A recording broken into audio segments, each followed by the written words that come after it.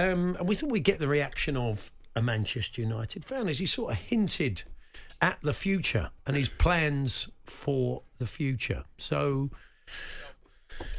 let's have a listen, shall we? This is what Sir Jim had to say about his approach at Manchester United.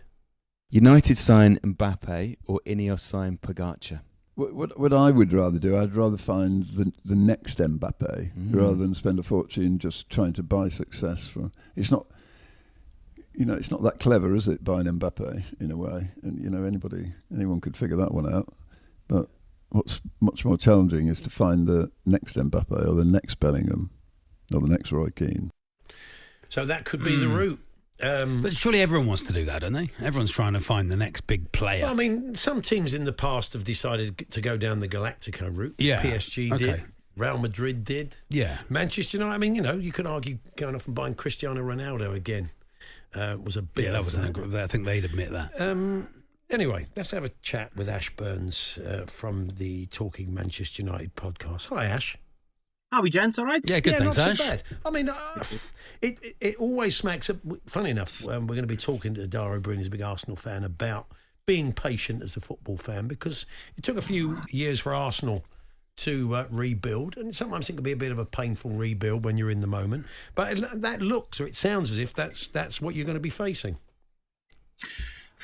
I mean, it seems so. We're not sure really what Sir Jim and Sir Dale Brailsford are going to do in the summer, whether Eric Ten Hag is going to lose his position or not. I think it depends solely on the end of the season, and if United can put together some cohesive performances, possibly win a trophy, make the Champions League. I think if none of those happen, I think Eric Ten Hag is going to be in trouble, and I think his position will be under threat.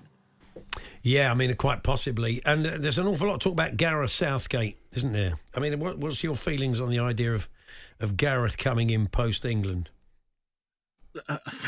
I'm praying for anything other than Gareth Southgate. Really? Really? Yeah, I mean, you just look. I'm not an England football fan, but you look at the attacking talent that he's got. In his arsenal, and he just doesn't use it correctly, in my opinion. And a lot of England fans will say the same thing. He's got fantastic players, and I know he keeps, the likes of, Harry Maguire, although I think he's improved a lot this season. Jordan Henderson's back in the squad. People will say it's for his experience rather than what he offers on the pitch nowadays. But I think the way that Southgate sets up, he's just far too safe for the attacking talent that England team has. And yeah, I don't really want to see this sort of pragmatic, safe approach at United. As we've seen this season, at times we've been very pragmatic. We haven't really we haven't focused on any principles or any particular style of play. It's always been plugging gaps and try and play the opposition rather than playing your own game. And I think, I think Southgate sort of reflects that as well. I mean, Sunday you were sort of 2 minutes from Ten Hag being under massive pressure. They offered absolutely nothing in that second half till the very end, did they? And then they did just keep coming. So that sort of chaos theory that Ten Hag seems to like in cup games, especially, seems to work.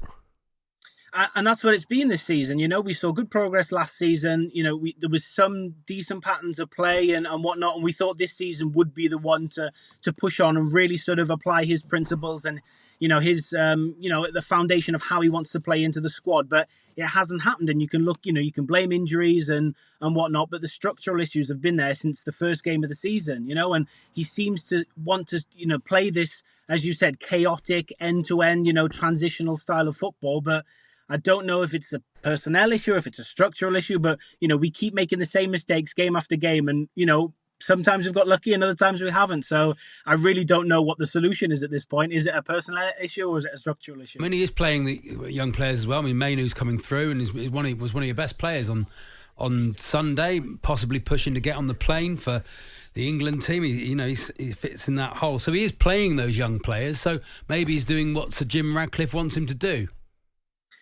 I mean, yeah, he has brought through youth play. I mean, look at Garnacho. He's, probably our best attacker this season. He's electric. As I said, Cobby, anyone who's watched the United youth setup for a few years would have told you that Cobby is nailed on as a star for the future. And, he's utilised him really well.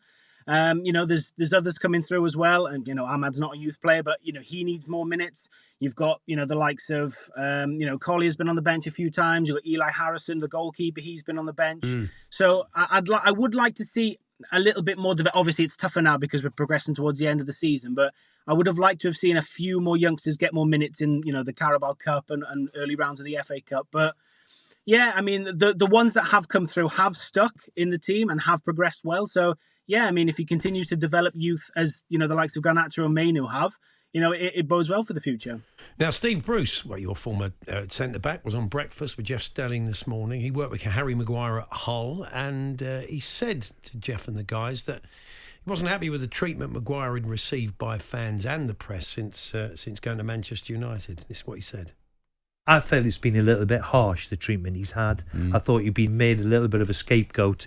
I'm always going to defend him because I know him well, know him personally, and the kid wants to do well. He's resilient to see it through, which you need at the level he's playing and what he's playing at. So I wouldn't be surprised if he's playing for England in the Euros because Gareth trusts him. And have we got anybody better? Steve Bruce on Breakfast. I think attitudes towards Harry Maguire has changed. I think fans have got a lot of respect for him for the way he's kind of rebuilt his career at Old Trafford. Yeah, and I was one who criticised him, but obviously the criticism and abuse is a lot different. You can criticise a player for what they do on the pitch, and I think a lot of United fans did criticise him for what he did because the performances he was putting in weren't good enough.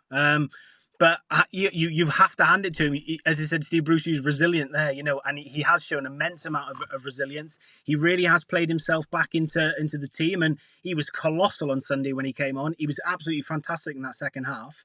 But his box defending, and the way he brings the ball out is really good at times. It's on the transition and with his back, when he's running back towards his goal. That's the issue with Maguire, and I think, in a typical Ten Hag style of system, when you want to play a high line, is Maguire the right fit? But again, you've got to give him his flowers for what he's done this season and the way he's turned it around. And in terms of the England setup, with the way Southgate likes to play, a little bit safer, a little bit more pragmatic, he would suit that really well. So I'm really enjoying the resurgence of Harry Maguire, and I wish him all the best. And he should be playing in the summer.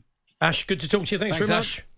Thanks, gents. Ash Burns there from the Talking Manchester United podcast. If I was a United fan, I'd be pretty buoyed by what you're hearing from Jim Ratcliffe. He's got big plans, and they've got a core of good young players and some senior pros to bring them through. So, all the stuff that's going on with the stadium, he's potentially exciting. Well, he's certainly talking the talk at the moment. And he was asked in... I can imagine they love getting any communication. Yeah, well, exactly. And he was asked in the podcast, the player he'd love to bring back, and he said, Paul Scholes, I'd bring him in.